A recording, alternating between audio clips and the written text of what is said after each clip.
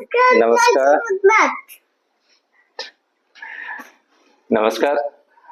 काली जने साधु महाराज मोर देखा मत सी पचारे जे जसवंत बाबू आपणकर जो रोजगार अच्छे ए रोजगार किसी ब्लैक मनी अच्छी कि मु कहली कदापि ना ना भविष्य किसी प्लान अच्छी ब्लैक मनी की मु कहली कदापि ना ना ताल वेरी गुड आउ जदि ब्लैक मनी केबे भी अपन बाबू आसे बा केबे भी कौन सी कारण ब्लैक मनी अपन कमाते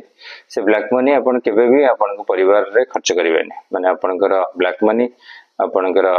वाइफ पुओ बापा बो अंक काम रे न लागो ब्लैक मनी अपन बांटी दे पारंती समाज काम रे लगे पारंती किंतु ब्लैक मनी निज परिवार रो समृद्धि रे निजर डेवलपमेंट रे ब्लैक मनी न लागो तो मेसेज मते बहुत भल लागला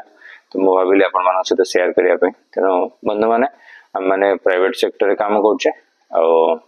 प्राय प्राइवेट सेक्टर रे बहुत कम लोक जो ब्लैक मनी इनकम करते कौन सी